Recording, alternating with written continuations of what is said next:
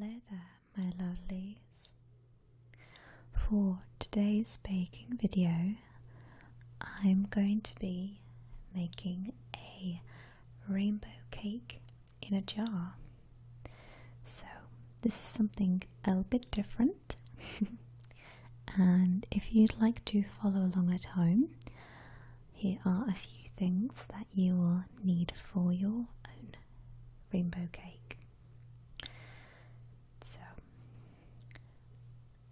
I will put a full list of ingredients and weight measurements in the description box, but for now just a quick rundown of what you'll need. First and foremost, you'll need a jar or a glass plastic container to house your cake. You'll also need some double cream. You could also cheat by using squirty cream, but this is simply for whipping later. So here I have some plain flour in my cup, and next to it we have some caster sugar. So caster sugar is more finer than granulated, which is what we want. I also have some pre-softened butter here and my 2 medium eggs. A little extra is my vanilla essence, which we'll be using in our cake mix and in our cream later on. And the final piece you'll need is some cookie cutters, preferably round, to fit in your jar. So before you make this cake, test your cutters to see if the pieces of cake will fit in your jar.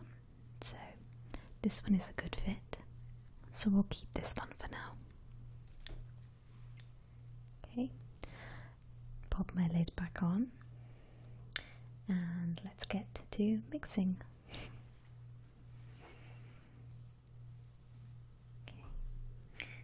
There we are. This delightful mess here is my cake batter, and it's all in there, including the vanilla essence.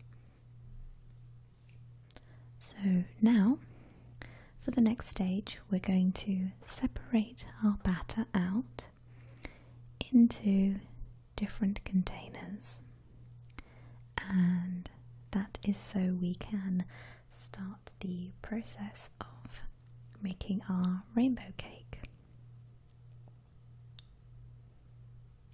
So at this stage I had actually run out of small bowls, so I just used a couple of cups for mine. Doesn't matter too much as long as you can separate them out. So once I've done that, I used a gel food colouring to mix my batter with. I find gel food colouring is better for this type of make because it's not as runny, so the batter consistency is better, and they also give a more vibrant colour, I feel.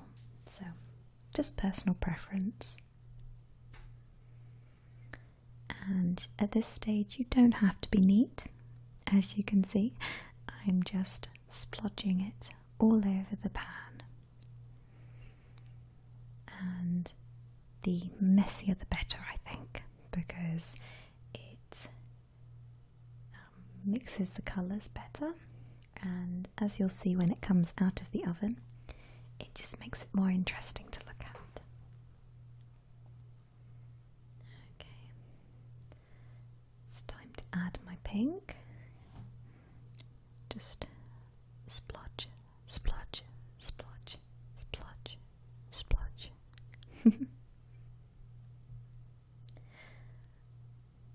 Did I warn you this was a messy video? Okay.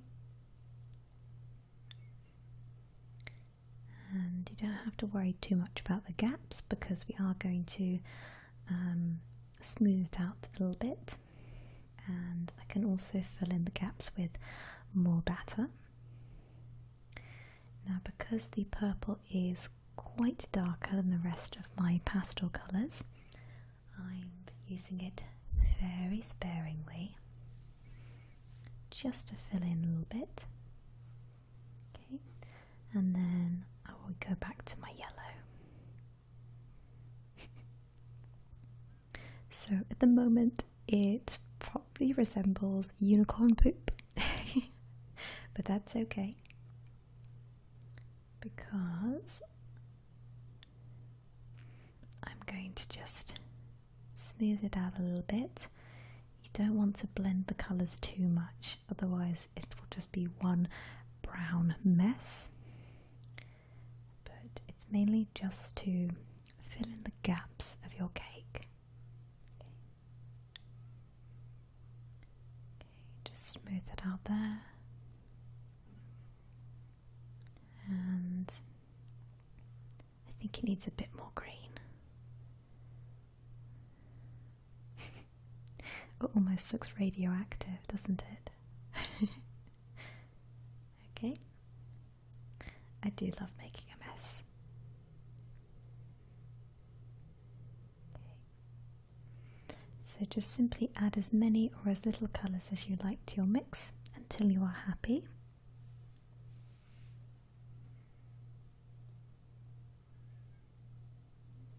And I'm just going to roughly go over it with a cocktail stick, again just to mix it a little bit. It also makes a very lovely pattern. Okay, and then we are ready to pop in the oven. So I put mine in for 15 to 20 minutes, roughly between 150 and 180. Just keep an eye on it until it's roughly sort of spongy consistency, and then it will be done. So while our cake is baking, I'm going to move on to the cream. So this is actually the double cream that I showed at the start. I've used my whisk to mix it up. I've added a smidgen of vanilla essence and a little bit of sugar. So in here is just a regular drinking glass, and I have popped my piping bag with nozzle in there, and this is a technique that I like to use whenever I'm icing. Instead of having to hold the bag open, I find it's a lot easier just to put my icing or my cream in this way. And you'll see in a moment, once it starts to get full, I simply adjust the bag and keep filling. It's a lot less messy and an easier way of filling up your piping bags, rather than having to hold them and put the mixture in, and inevitably you'll get it all over the countertop. So this is just my little baking tip of the day, I guess you could call it. Okay. I just want to make sure I have all the cream. Let's just scrape off the last bits.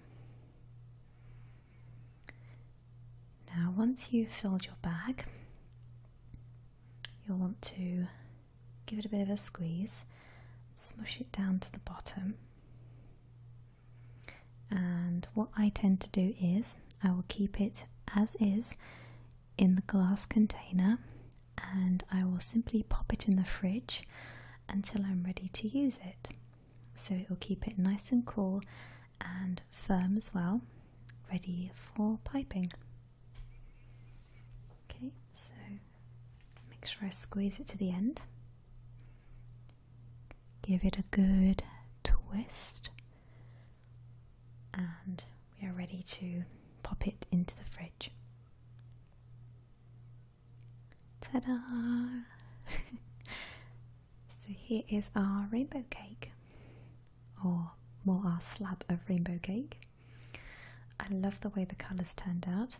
It's super spongy, and we are ready to cut. So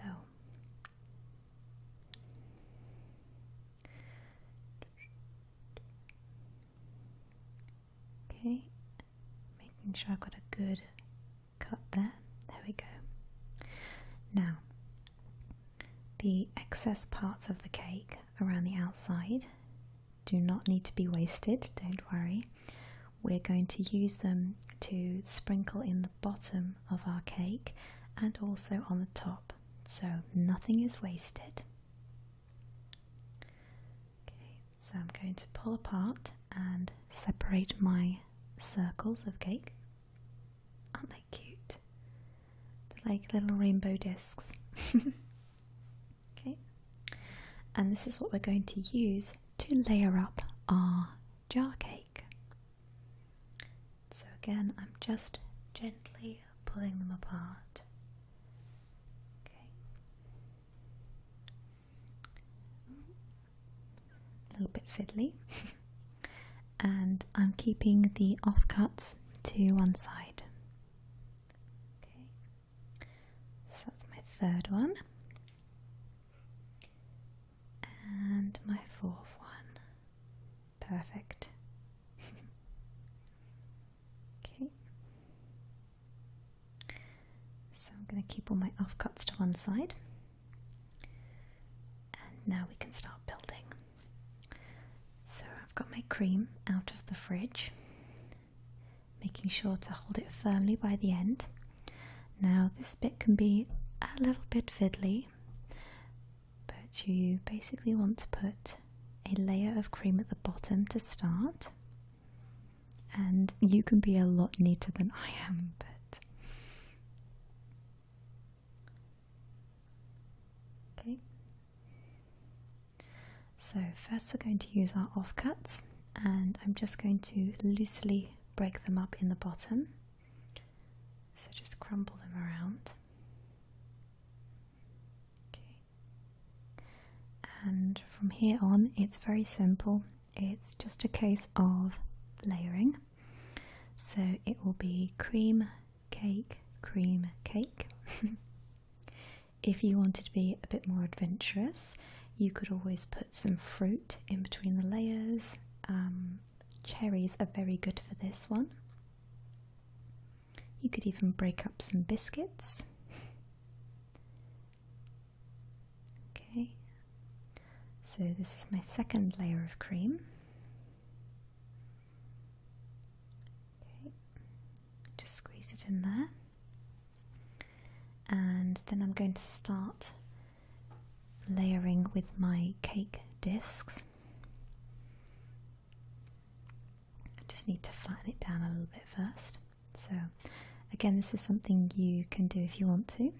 Just using the back of a spoon to flatten down your cream a little bit and give it a nice base. Okay. Now to wiggle in my cake and simply layer as is. So I have my sprinkles, again using my leftover cake so nothing is wasted, and I'm trying to pick out the brighter colours in the mix. Sprinkle them all over the top, which looks lovely, and as an added finishing touch I have some sugar beads and some sugar stars to give it that extra bit of pizzazz. And I think it looks absolutely delicious, don't you? This was super easy to make and a lot of fun, and I would recommend doing this maybe in smaller jars. If you have a party, you could make quite a few of these as a batch, but I have to say I thoroughly enjoyed sharing this with my husband. It was too much cake for me, unfortunately, but we both enjoyed it. I hope you guys enjoyed this little bakey video. Let me know in the comments what you thought and whether you'd like to see more videos like this. And I will see you guys very soon. Bye bye.